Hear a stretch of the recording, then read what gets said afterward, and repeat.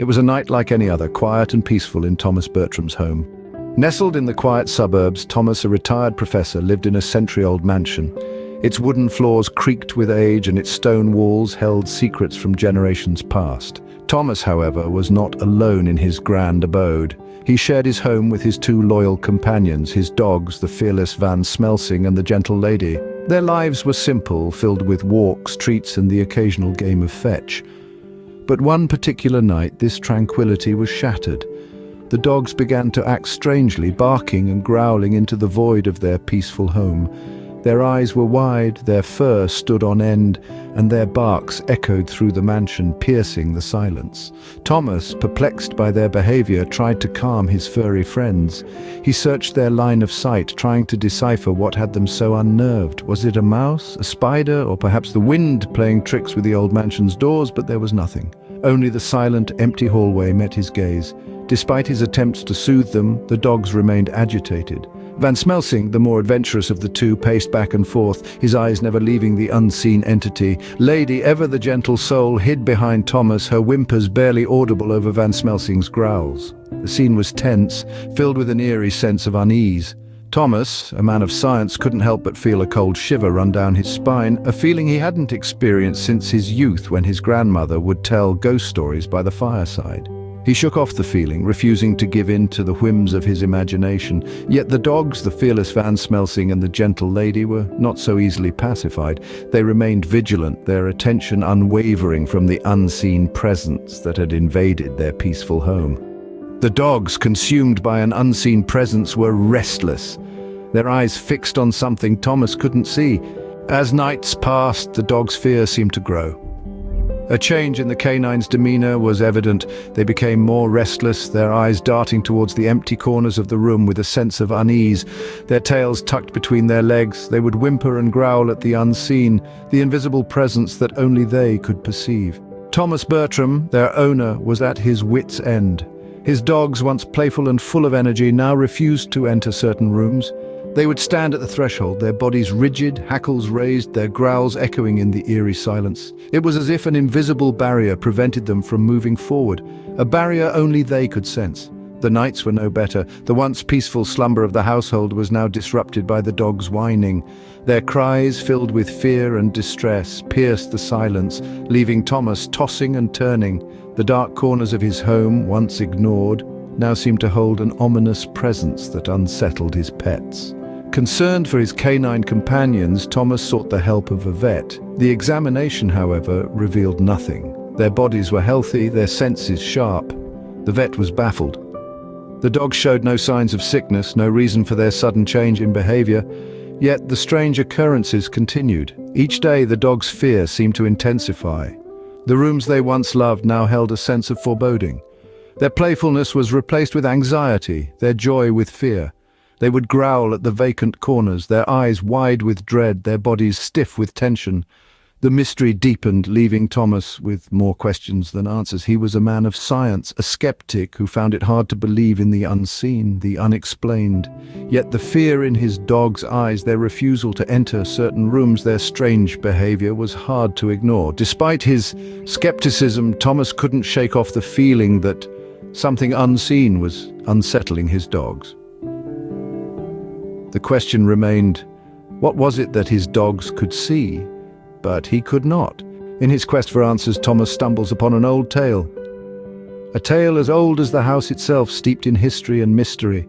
Thomas, in his curiosity, unearths the legend of his creaky old abode, a legend that speaks of its previous inhabitants, those who once filled its halls with life and laughter, but have long since passed into the realm of shadows.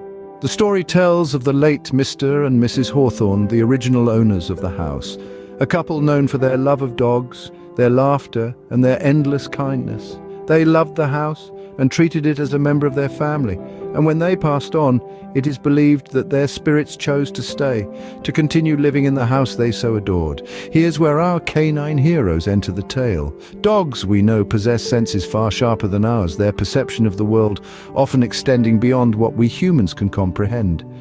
Could it be possible that Van Smelsing and Lady, Thomas's loyal companions, are more attuned to these unseen entities? Vance Smelsing, the fearless German shepherd named after the legendary vampire hunter, always had an uncanny knack for sensing the unusual. And Lady, the gentle golden retriever with her soulful eyes, seemed to see things that were invisible to the human eye. Every night as the clock strikes midnight, the dogs would start barking, their eyes fixed on seemingly empty corners of the house, their bodies tense, their hackles raised. It was as if they were seeing something or someone that Thomas couldn't. They would growl and whine, their gazes darting around the room, following something that Thomas could not see. With this newfound knowledge of the house's history, Thomas couldn't help but wonder, could it be that his beloved dogs were not barking at shadows, but at the unseen residents of his home? Residents from a time long past who loved this house just as much as he did? Could it be that Vance Smelsing and Lady were sensing these spectral residents? Intrigued and slightly terrified, Thomas decides to hold a séance. His reality is now layered with a spectral dimension, a realm unfathomable to the human eye but clearly visible to his dogs, a realm where his faithful companion Vance Smelsing seems to be the most sensitive. Thomas reaches out to a local medium, a woman known for her ability to bridge the gap between the living and the dead. As the medium walks through the threshold of his home, Vance Smelsing and the other dogs react almost immediately. Their barks echo off the walls, their whines resonate with a chilling intensity. It is as if their canine senses are attuned to a frequency that humans can't perceive. The medium, unfazed by the dog's display, begins the séance. She invites the spirits to communicate, to reveal their purpose. The room fills with an eerie silence, broken only by the sporadic whimpers of the dogs. The medium's voice floats through the room, an ethereal melody that calls out to the unseen entities. The dog's reactions grow more intense. Vance Smelsing, usually so calm and composed, is visibly distressed. His eyes, wide and alert, dart around the room as if following an invisible presence. His barks, sharp and urgent, seem to be a desperate attempt to warn his human. The medium, her eyes closed and her face calm, suddenly opens her eyes. She confirms the presence of spirits. Yet she can't provide any definitive answers. The spirits are not malevolent, she assures Thomas, but they are not at peace either. They are trapped, stuck between two worlds, their messages lost in translation. Thomas is left with a sense of unease. His home, once a haven, now feels like a spectral battleground. His dogs, his loyal companions, are now his only link to this mysterious realm. The séance, rather than providing answers, has only deepened the mystery. His dogs continue to bark, their voices a haunting chorus that echoes through the silent house. The séance ended with more questions than answers. The unseen presence remains a spectral riddle that only the dogs seem to understand. In the following days, the dog's behavior only grows more erratic. Vance Smelsing, the fearless German shepherd, and Lady, the gentle golden retriever, seem to be constantly on edge. Their eyes dart around the room, locking onto corners where nothing visible resides. Their fur stands on end, their bodies tense as if ready to pounce or flee at any moment. The once playful and cheerful duo now spend their days anxiously pacing, their tails tucked between their legs. Thomas Bertram, their loving owner, watches in growing worry. He can't see what they see, can't hear what they hear. He is left helpless, a bystander in his own home as his pets face this invisible terror.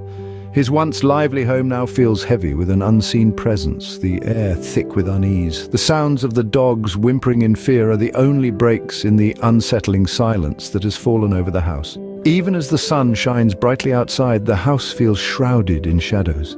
It's as if a veil has descended, separating Thomas from his pets.